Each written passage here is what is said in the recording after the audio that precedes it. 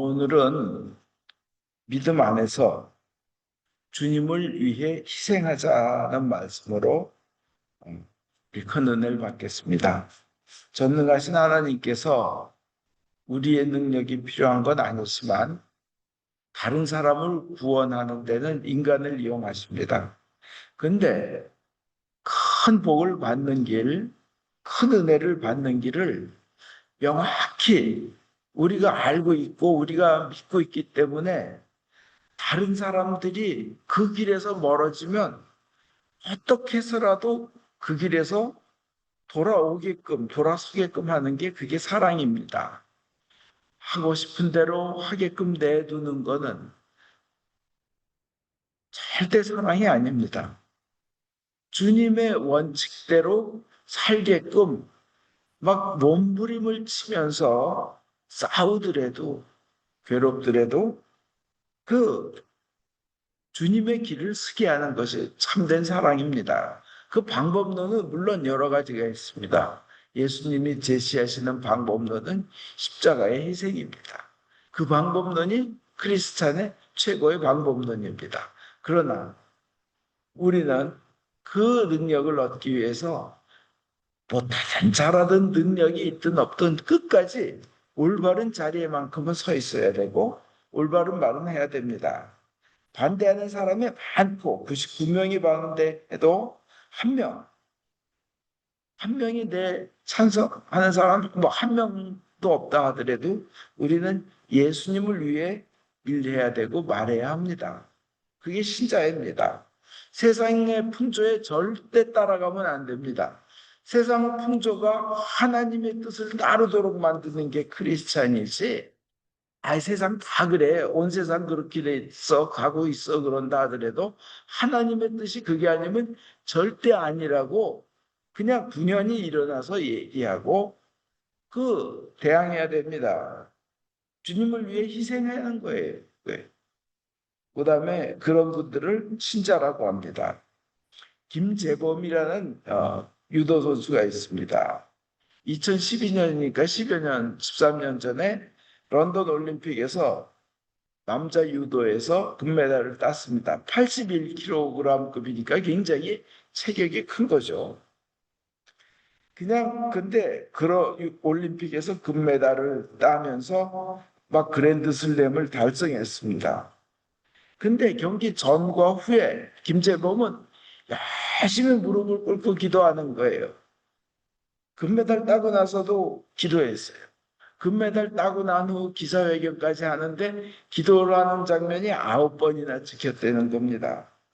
그래서 러시아의 기자가 금메달 딴 후 하는 기자회견에서 물었어도 아까 기도하는 건데 너는 왜 기도?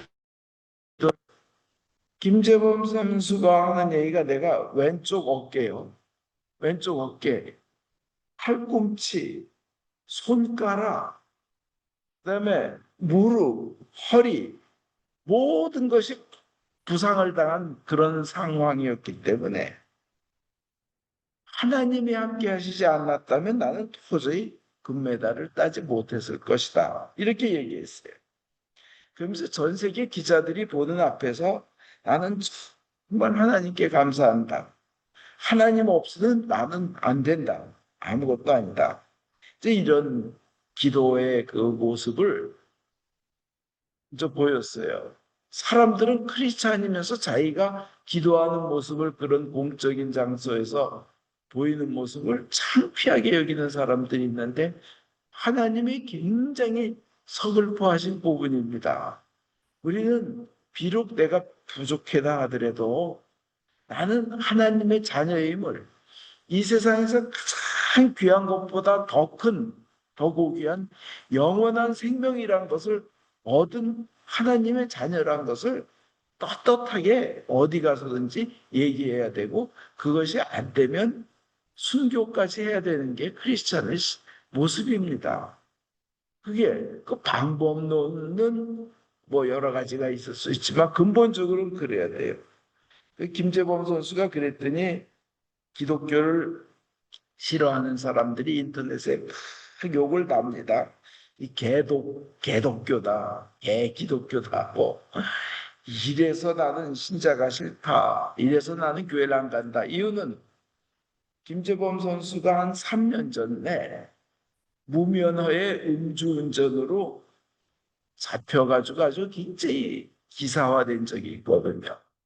봐라, 이렇게요. 앞뒤가 틀린 것들이 기독교인이다. 근데 김재범 선수는 그 일이 있고 난 후 굉장히 회개를 많이 했다고 합니다. 크리스찬 누구 다 죄 짓습니다. 죄 안 짓는 크리스찬이 어디 있어요? 완벽한 인간 없어요. 성경에 보세요. 그 구약의 위인들 저지른 죄들을 보면 크지 않습니까? 그렇지만 그들이 왜 위인이에요? 그때그때 회개하고 삶을 바꾸려고 노력하고 그게 안 되니까 자기 힘으로 안 되니까 하나님께 그 힘을 요청한 거예요. 그죠?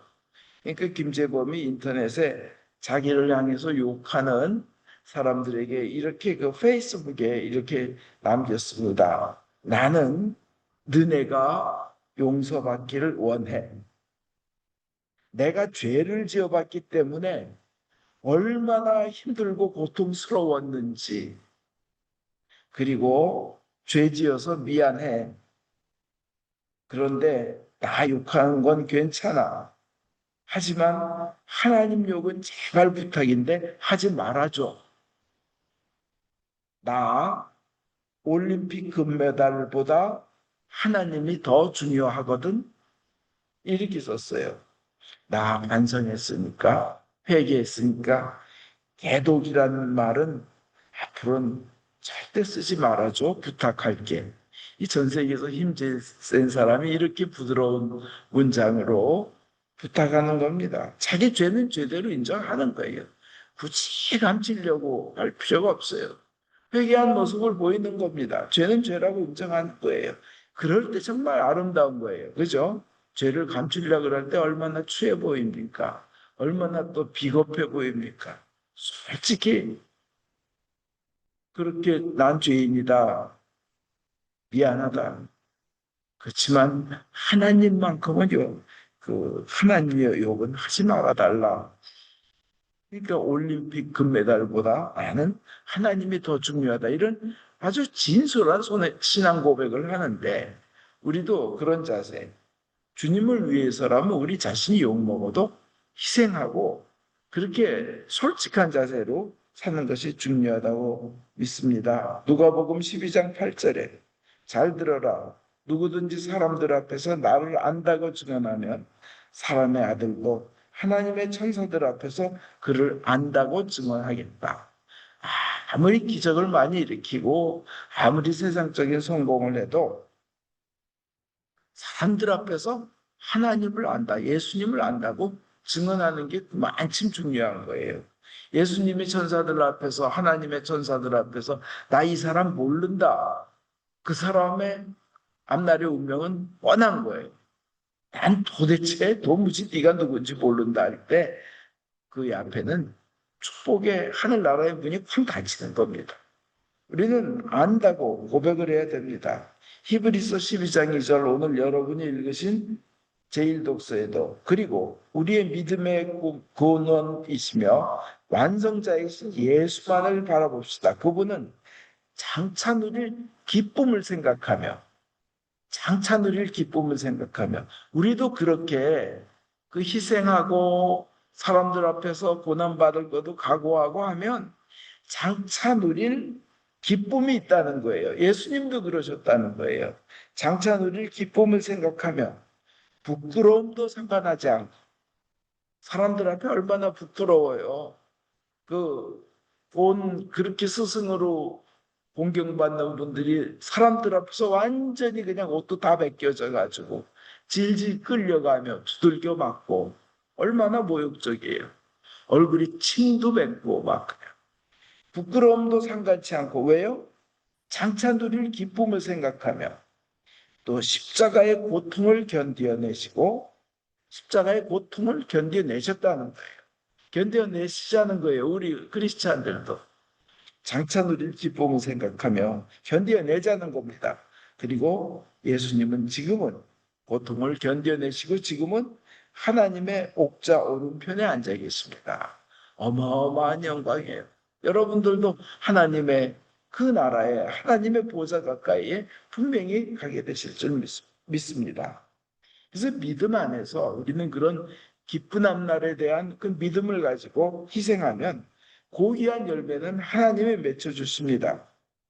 우리를 위해 돌아가신 예수님을 생각하면 그 예수님의 십자가를 통해 우리는 그 우리가 신자의 크리스찬이라는 것, 그리스도인이라는 것, 신자가 무엇이라는 것이 우리는 알게 됩니다. 그렇게 살아가야 됩니다.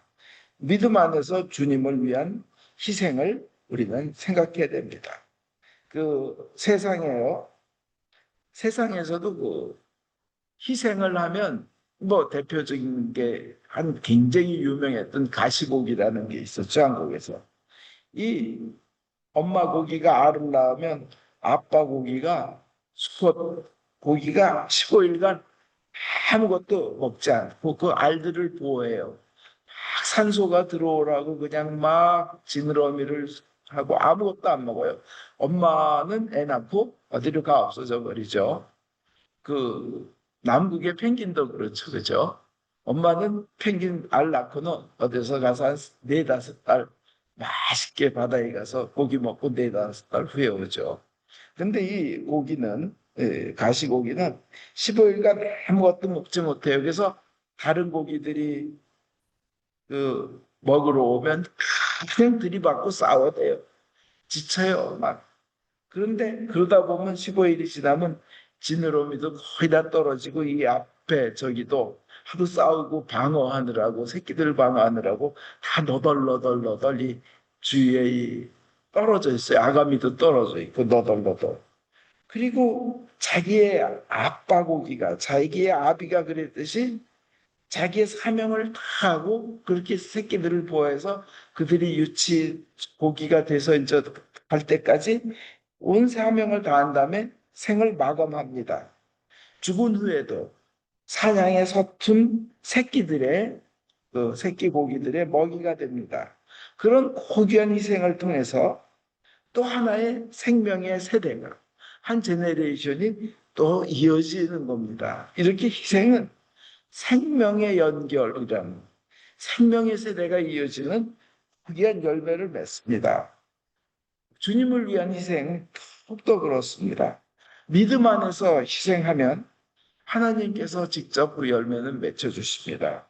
우리나라에 여러분 아시듯이 최초의 그 선교사라고 부르시는 그 안수를 받으신 아펜셀러 1885년에 지금으로부터 140년 전에 한국 조선 땅에 들어오셨죠.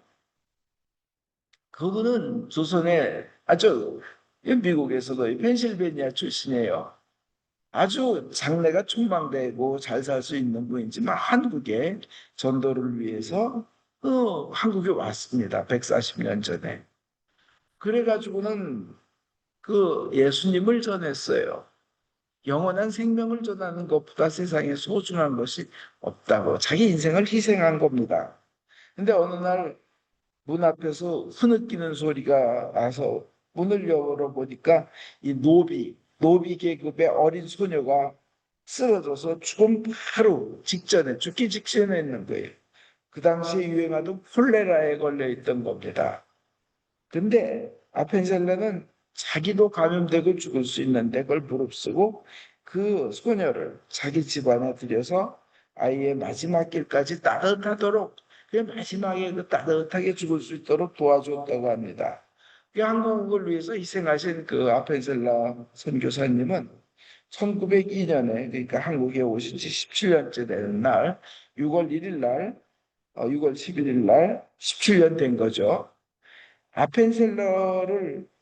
아펜셀러가 성경 번역 때문에 뭐 어떤 그 군삼 그네 배를 타고 가야 됐었는데 선박이 충돌해가지고 그 배가 가라앉으면서 이화여고죠. 이화학당에 다니던 두 여학생이 바다에 빠졌습니다. 아펜셀러는 여학생들을 구출하기 위해 바다에 뛰어들어가고 그 사람들을 살리고 본인이 살 수 있는 기회가 있었지만 다른 사람들도 살리고 그러면서 결국 그는 생을 마감했습니다. 근데 자기의 그 가장 소중한 생명을 바친 겁니다.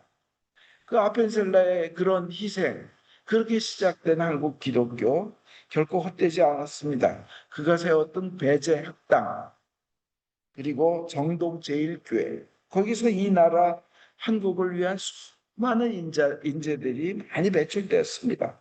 그리고 그분의 세 자녀는 모두 한국의 선교사로 헌신했습니다. 그분도 27살 젊은 나이에 결혼해서 부인하고 한국에 왔거든요. 그 참 그런 희생으로 한국의 많은 곳에 교회가 세워졌고 많은 사람들이 구원받았고 그 이전에 그런 희생한 선교사들 덕분에 우리도 예수님을 믿게 됐고 이렇게 영원한 생명을 완전히 확신하며 세상의 어려움을 이겨나가며 우리에게는 완전한 승리와 행복이 있고 밝은 앞날이 있다는 희망을 가지고 우리는 살 수 있게 된 겁니다.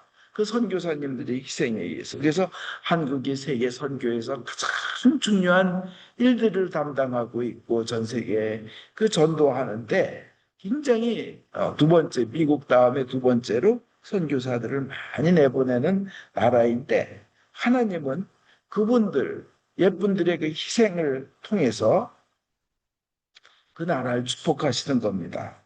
믿음 안에서 희생을 하면 주님께서 놀라운 응답을 주시는 것이 성경에도 나옵니다. 아브라함이 그 백세 얻은 이삭을 바치라 할 때 그 주님만 믿고 그 어마어마한 희생이죠.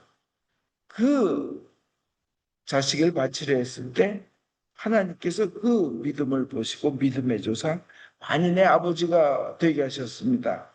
루시오 그 룻도 자기 남편이 죽었을 때요. 그 시어머니 나오미가 나를 떠나라. 잘생긴 젊은 남자 만나서 행복하게 살아야 될 거 아니냐, 젊은 애가. 그랬을 때 룻의 고백을 한번 들어보십시오.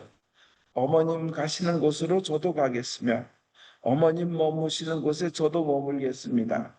어머님의 결례가 제 결례요. 어머님의 하나님이 제 하나님이십니다. 어머님이 눈 감으시는 곳에서 저도 눈을 감고 어머님 곁에 같이 묻히렵니다. 어떠한 일이 있어도 안 됩니다. 죽음밖에는 아무도 저를 어머님에게서 떼어내지 못합니다. 아주 그 희생으로 자기 앞날까지도 희생하면서 교성스러운 마음으로 신앙을 고백합니다. 어머님의 하나님이 제 하나님이라고. 근데 이 룻은 어떤 여인이에요? 모압 족속아니에요. 모압 족속은 가장 무시당하고 가장 멸시당하고 가장 손가락질 당하는 어, 족속이 모압 족속입니다. 유대인의 회당에 들어가려면 20 제네레이션이 지나야 유대인의 회당에 낄 수 있을 정도로 그렇게 저주받던 룻이었지만 이런 신앙 고백과 희생으로 인하여 그 다음에 어떻게 됩니까? 베들레헴에서 제일 존경받고 믿음이 좋고 아주 인덕이 깊으며 특히 성경이 강조하는 것은 아주 돈이 많은 부유한 보아스가 그를 보고 이렇게 얘기합니다. 딸아, 야훼께 복을 받아라.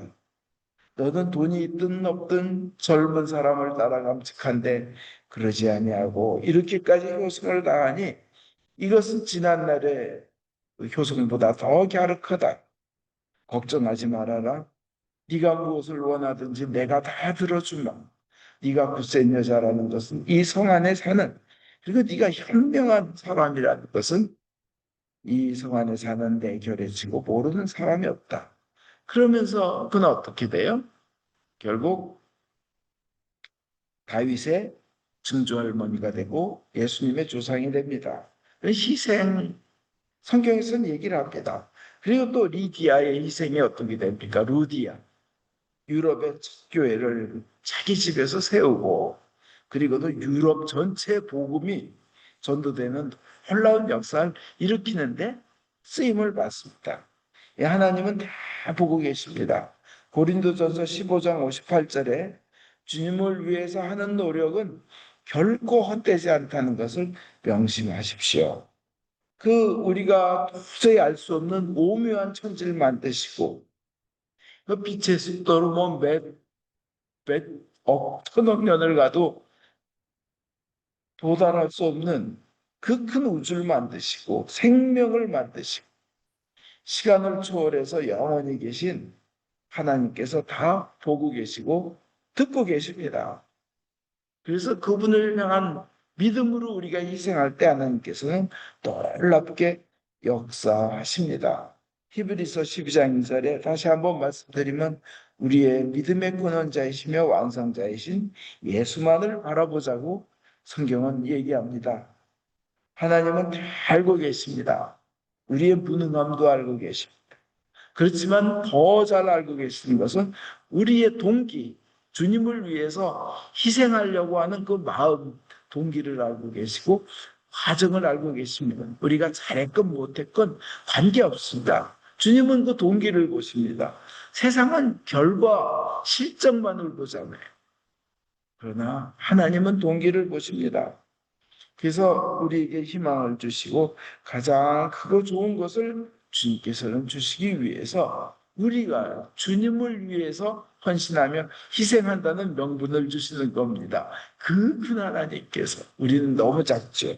그래서 우리가 주님을 위해서 믿음으로 헌신하고 희생하려고 할 때 그때는 정말 쓸모없는 것이 귀한 것으로 바뀌는 역사가 일어납니다. 부족하고 재료가 떨어진 것이 차고 넘치는 곳으로 축복의 장소로 바뀌는 역사가 일어납니다.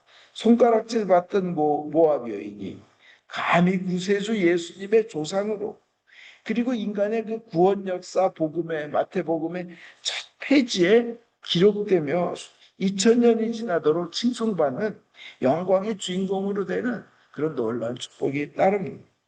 더더욱 우리 개개인에게는 우리에게 죽음이 다가올 때 우리가 죽음을 지나 그 모든 것이 생명과 축복, 사랑으로 바뀌는 은혜를 입을 줄 믿습니다. 아멘.